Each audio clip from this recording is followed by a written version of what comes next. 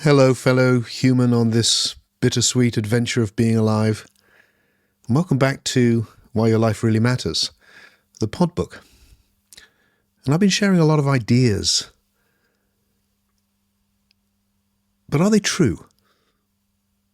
In this chapter, I want to discuss what we mean by something being true and what is an idea.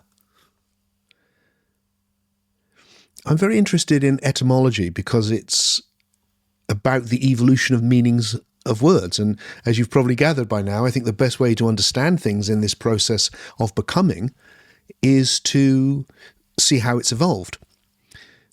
And when I've done that with the word truth or true,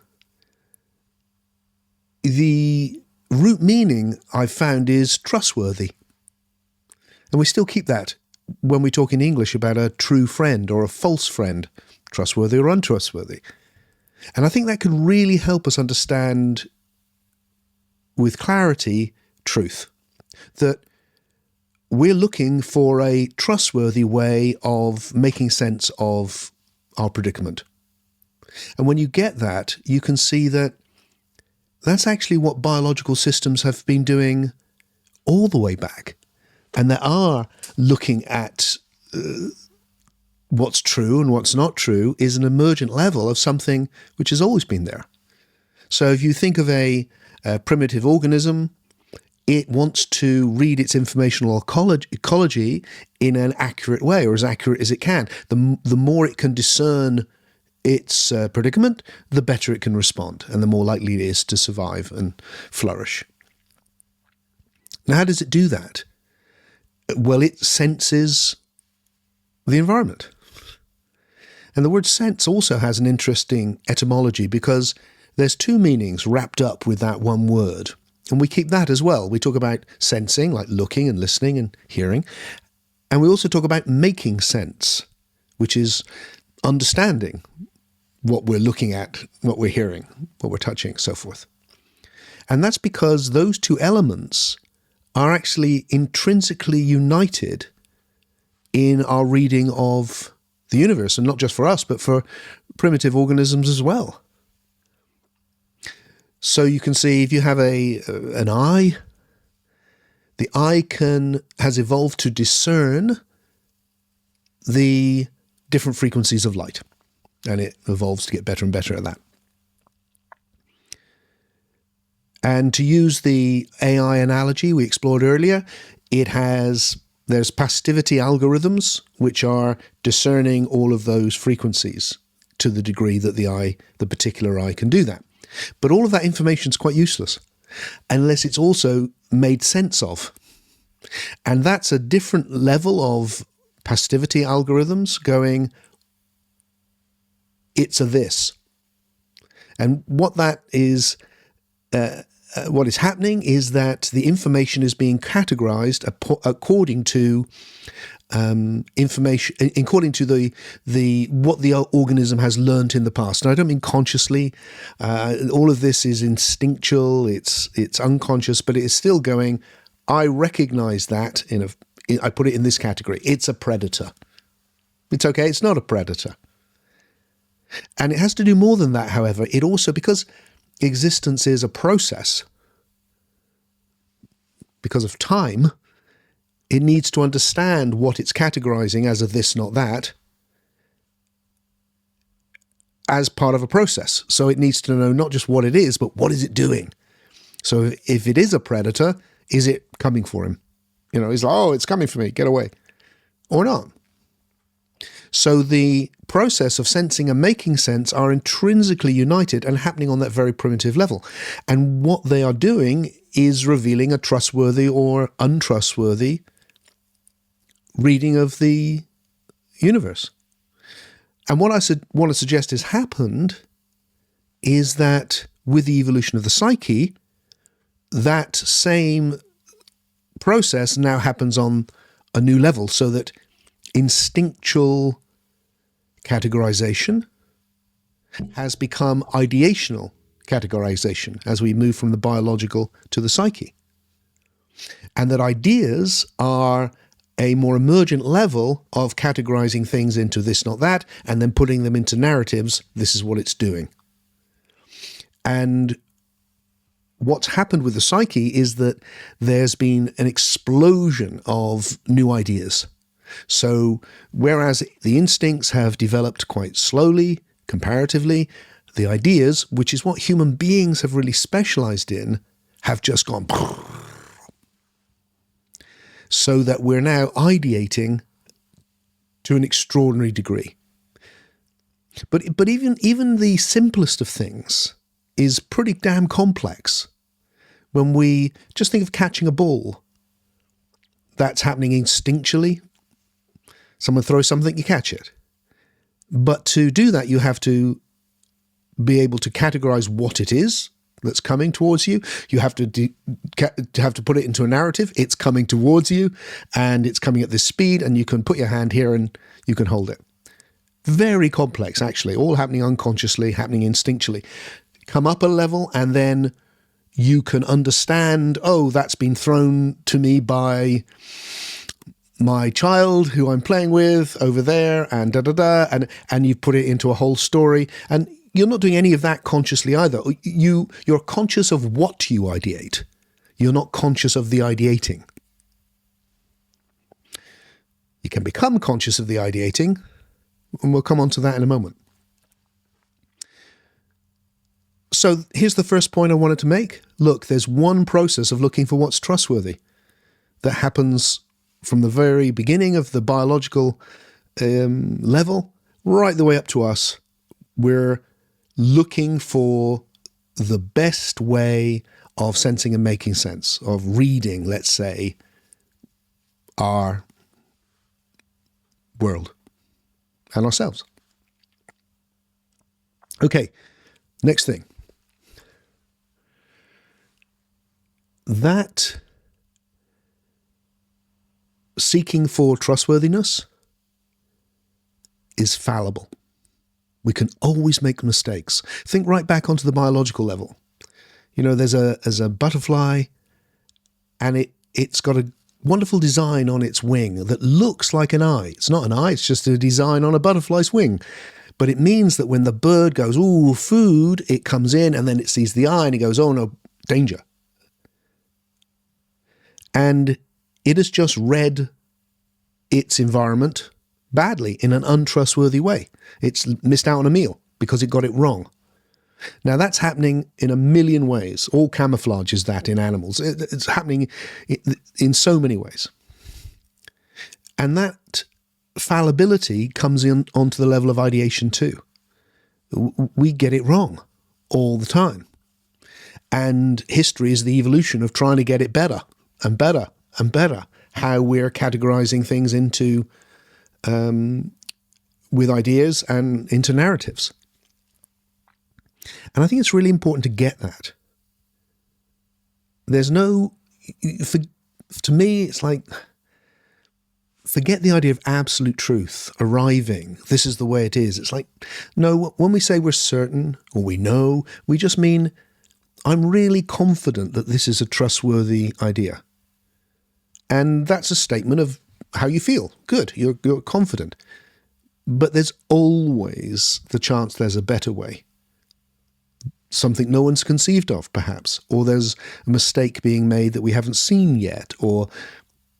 And when you see that, you start to realize how valuable it is to have an open ideational system, not a closed one. Because if you have a closed system, it's hard for the system to evolve. And that's why throughout history there's been so much conflict between this culture that sees the world like this and this other culture that sees the world like this, and everyone's convinced that their way of seeing the world is the way of seeing the world, and that has led to endless suffering.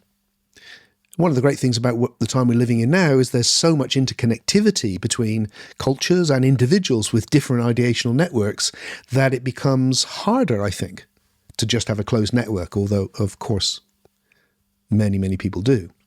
But if you've got an open network, it's not just the passivity of your algorithms, or, all your network of ideas is passivity algorithms, this, not that, this, not that, this, not that, that you've learned.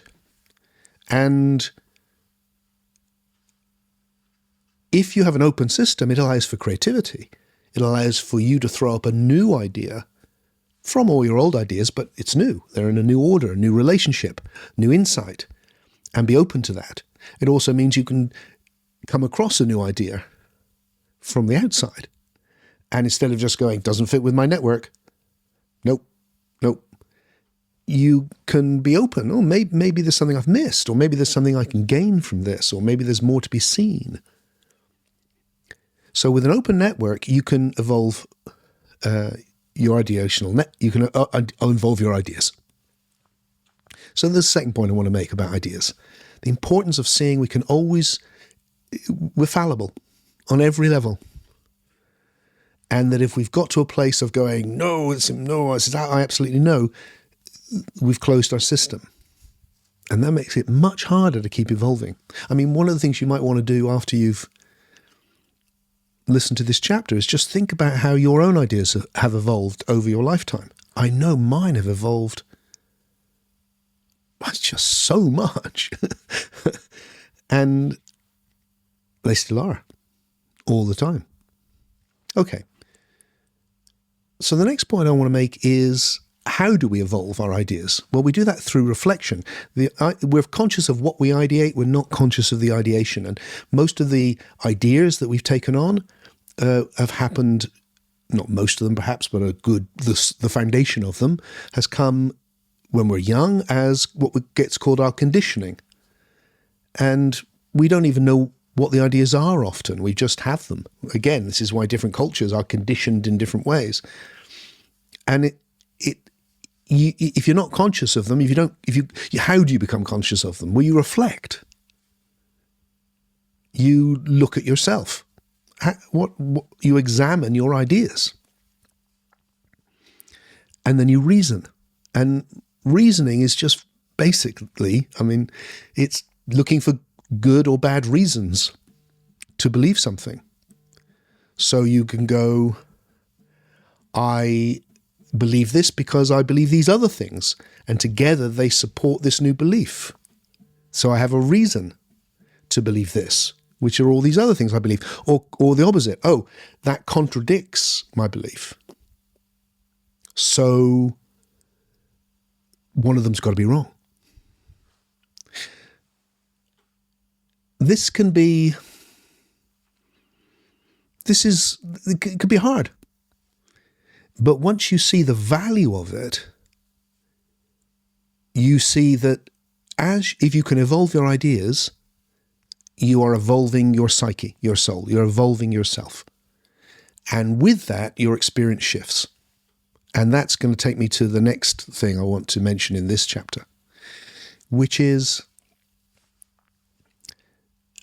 ideas affect what we experience because it's what we're sensing and making sense. I started chapter 1 right at the beginning with the idea that, look, have a look at the world through this ideational lens. See it like a Christian sees it. See it like a ancient shaman sees it. And how does it feel? And if you did that, you'll know it feels different. You have different reactions because feelings are reactions to how you read your environment. So ideas are intimately bound with more than that. I want to say you experience what you ideate. That's what I want to say. So, with the bird with the eye on the wing of the butterfly, it's coming in. First of all, it's experiencing food, and then it's experiencing danger. The way that it's categorizing its experience the way it's categorizing its environment changes its experience. Same with us. So when we're questioning and reflecting and reasoning, we need to be willing to challenge our experience also. It's not enough to say, I experienced this, therefore it must be true. Because the way you're ideating is affecting how you're experiencing as well. So we need to be very open. We need to really see, and I think this is particularly important for people like me that have explored spirituality. So I would say, from just my journey, that the issue with spirituality is because I've been suggesting, that spirituality is not some transcendent or supernatural or outside of the natural world. It's not something other. It's actually one process of becoming, and spirituality is the most emergent level, or what we study with spirituality is the most emergent level. But if you have the other view, you often find that people, as I did, think knowing spiritually is different in some way. You just know directly. You can know truth, whatever that could mean. And we'll go into much more detail about all of these issues later. But here I just want to suggest that from this perspective I'm exploring, everything is one natural process of emergence, and how we know things is also one process of emergence. So how we know things in the sensory world with the instincts, and then how we ideate it, is all about categorizing it as this, not that. Because if we don't categorize it as this, we don't experience it as this. The bird categorizes the wing as an eye and experiences it as an eye. But that goes on into the spiritual level. And exactly the same thing is happening. We are ideating, we are categorizing right the way up to the most sublime experience of oneness. How do I know that I'm experiencing oneness? Well, because it's oneness, not anything else. How do I know I'm experiencing God? Well, it's God, not anything else. Everything is being categorized and put into narratives. We are sensing and making sense on all of these different levels. And it's one unfolding emergent process. So here's what I've been trying to explore in this chapter. Truth is trustworthiness. The more trustworthy our perceptions and our understanding, the better it is for us, for every organism. That starts with the categories of instinct. It moves on to the categories of ideas, and that it's happening on every level, including the spiritual level. That our ideas, our ideation, is itself. We are conscious of what we ideate, what we categorize. We're not conscious of the categorization. If we want to change it, consciously change it, we need to reflect and become conscious of how we're categorizing. What are our ideas? What's our narratives? And we can change those. And one of the ways we change that is through reason, which is just simply looking for good and bad reasons to believe something. And by that, we can evaluate it. And throughout the whole thing, we're not finding the truth. We're finding what's the most plausible explanation, what's the most plausible set of ideas, of beliefs that we can find right now, given the evidence we've got. And we're doing that, again, on every level, whether it's through the scientific method or whether it's through spiritual practice and everything in between. Everywhere we are looking for what is the most reasonable or the most plausible way of making sense of this that we've got right now. And that can always improve. And it improves through us staying open, having an open system, not a closed system. The word I love is wonder. We don't lose a sense of wonder. We don't lose the sense that what we're experiencing is enormously mysterious. And it doesn't stop being mysterious when we understand it. In fact, in some ways, it gets more mysterious because it opens up more questions and more wonder. So the mystery is always there, always. It's a mystery. My God, it's a mystery. And then as well, what's the best way to understand that? Which is why you'll hear me say often, I suggest this, or this is my best guess, or what do you think about this? Because together we're trying to find the best way to negotiate and make the most of this being alive. So let me end with this thought. When I look back on human history, I think, what's the difference between us and our cave-dwelling ancestors? And biologically, we're not that different. Not really. And the difference, it seems to me, is ideas. Human beings have specialized in ideas, and it has led us from animal life to everything we have today. It's all come from new ways of discerning, categorizing, and narrating the nature of existence. Technology's come from it. Art has come from it. Science has come from it. Everything is the evolution of ideas. That is what human history is. And then the products of those ideas. New ideas, creative ideas, all of it. And then that leads me to where I started this pod book. So what's next? What ideas are going to come in next that are going to create the next chapter of human evolution and the new human? Because a human discerning the world with your ideas is quite different to a human discerning the world with a medieval person's ideas, for example. So that's where I'm saying, look, I'm suggesting the individual is going to evolve into the unividual. And that is someone with a much more emergent set of ideas and therefore a very different experience of what it is to be alive. And this pod book is my contribution to that process.